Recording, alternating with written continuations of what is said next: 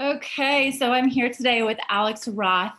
She is the regional director of the travel industry partnerships with the Hawaiian Tourism Board. Alex, thank you so much for joining us today. Thank you. It's great to be here. Yeah, we're really happy to see you. So first, tell us a little bit about your background and relationship with Hawaii and how you got involved with the tourism board. Yeah, absolutely. Well, I am born and raised in the Hawaiian Islands. I grew up on the island of Hawaii and I lived on Oahu for about 6 years. And I was formerly working with the Hawaii Lodging and Tourism Association before I came over to the Hawaii Visitors and Convention Bureau, two organizations with very long names. um, but I actually was able to take this opportunity to move to New York and represent Hawaii on the mainland. So I help travel advisors just like yourself promote Hawaii and help you, learn more about the Hawaiian Islands so that you can better sell it to your clients. Perfect. Well, hopefully you get to go back and visit a lot because that's a pretty big transition to go from that to New York. So hopefully, do you get to go back a lot? I do. Well, prior to the pandemic, I did get to go back for work several times a year. And then my family still lives in Hawaii. So of course, for me, it's always nice to be able to go back home. Sure, absolutely. So, first thing, let's talk a little bit about the entry and exit requirements because obviously that's really for the forefront of it in everybody's mind right now. So, can you talk a little bit about what that looks like to get there as a U.S. citizen and what that looks like visiting? Sure, absolutely. And I think now we're approaching a time period where testing before going to a destination is becoming a lot more normalized. So hopefully it's something that more and more visitors feel okay with and more accustomed to because it is a great way to help deter people who might be positive and not realize it from going into the destination. And of course, health and safety is our number one priority. So we put in this pre-travel testing program in October of 2020. And essentially what it is for visitors who are traveling to Hawaii, you do need to take a COVID-19 test up to 72 hours prior to flying to Hawaii. The test has to be from one of the state's trusted testing and travel partners. And that's where our testing protocols are very different from others in that, it's specific tests that you need to take. So even if you go to your personal doctor or the best hospital in the world, if that testing partner is not partnered with the state of Hawaii, then unfortunately it will not be accepted. So I think that's one of the things that all visitors need to understand. The other thing is that if to travel between islands right now, it's pretty much the same thing. You also need to have a COVID-19 test from a trusted testing and travel partner up to 72 hours prior to your flight. Okay. And are there a lot of those facilities available once you're on the islands? Yes, yeah, we do have many partners that are in the islands. We also have many across the US as well. Now, of course, it depends, where exactly you are, which state and in which county, which district, whether or not there is going to be a physical testing location that's close to you. However, one that I would recommend across the US is Vault Health because that's a test kit where they'll basically send it to you via UPS, no matter where in the US you live, and then you can take that test on Zoom with a physician. And so basically it's a select test, you send it back in, you get your test results back within about 24 hours once it reaches the lab, and then you're cleared and good to go as long as you don't have COVID. Oh, fantastic. Wow, that does sound really easy. And then what about traveling back? The CDC requirement with needing the test to get back in, is that applicable to coming back from the islands? Right. Well, because Hawaii is a U.S. state, that does not apply to Hawaii. However, if your home state does require testing prior to going back, then that would be required. For instance, I live in New York now, and we do have that requirement.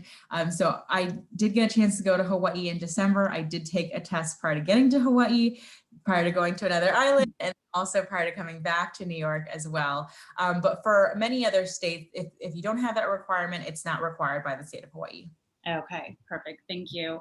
So let's switch gears and talk a little bit about how we can make our trips to the islands a little more meaningful and how we can connect with the culture and with the islands themselves. Can you talk a little bit about that? Totally. And I think especially, during this time of social distancing and after the pandemic. I think this whole concept of traveling mindfully is much more important to people. And in general, Hawaii is a beautiful place where you can go and enjoy the gorgeous natural environment, where you can really connect with the people, and make those lasting memories. But I think to have that deeper connection, to be able to really kind of be part of the community and to give back, is something that I find is incredibly meaningful for a visitor, to the islands themselves. And it also makes for a very memorable vacation experience. And we really want to touch on that. And we want our visitors to travel more mindfully. So we have actually launched a new program called Malama Hawaii, which is really exciting. And we've partnered with a number of hotels and resorts and voluntourism organizations, so that if a visitor participates in a voluntourism activity, they will get a free night at a participating hotel or resort. So each hotel has their own organization that they've partnered up with. You can do all sorts of great things, from planting trees to doing ocean cleanups to even things that aren't necessarily environmental, but you can get involved with helping elders or our kupuna stitch blankets or quilts, for instance. So there are all sorts of really neat activities. And again, it's a way of giving back, and it's a way of caring for the islands. Malama itself is a Hawaiian word which means to care for, and that's a huge value in Hawaii. And we really want to instill that value in our visitors as well. That's amazing. What a great program. So how long has it been? When did you launch it? How long has it been active?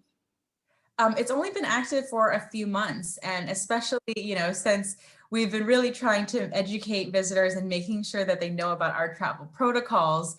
This is definitely something that we are also continuing to push alongside that, because, it's not just about going to the destination. It's about the way that you travel, right? And that, I think, that goes for any destination, not just Hawaii. Yeah, no, absolutely. I love that. I love that you guys are doing that. So, if it is someone's first trip to the islands, what is something that you would recommend, or what are some must-dos that you just absolutely cannot miss? Sure. And it's so hard for me to answer that in like a really succinct way, because we do have 6 islands that people can visit, and they each have their own unique personality and their own unique attractions.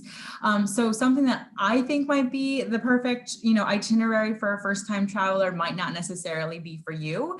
I think that's why it's so important to learn more about the islands, their personalities, some of those key things, and then work with your travel advisor to really create that perfect vacation experience. Because as much as I'd love for everyone to be able to visit each island, if you're going for, say, a week, maybe 2 weeks, it's going to be really tough to hit up all the islands and make it a very meaningful stay on each one. So I think it's important to figure out, for instance, okay, I really want to go to, say, Pearl Harbor, for instance, or I want to visit Waikiki, I want to go to Iolani Palace, or perhaps go to the beaches where they film those amazing surfing competitions on the North Shore. Well, maybe Oahu is the island for you, right? Or if you really want to relax and rejuvenate, maybe see the Napali Coast or the Waimea Canyon, perhaps Kauai is going to be the island for you. If you really just want to lay back, relax, hang out at the beach, have some sophisticated experiences, but also down to earth at the same time, maybe go to Haleakala or visit the Road to Hana, it's going to be Maui. And then finally, if hitting up the Volcanoes National Park is your #1 priority, or if it's experiencing the diverse landscapes of rainforest and beaches and lava rock and ranchlands, then perhaps the island of Hawaii is going to be the best island for you.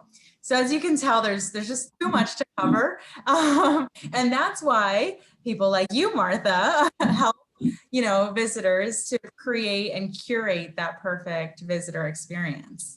Absolutely. And they all sound amazing, right? Like, how do you choose? It does take a lot of thought, like, maybe I should spend a couple months and just take my time. Right all.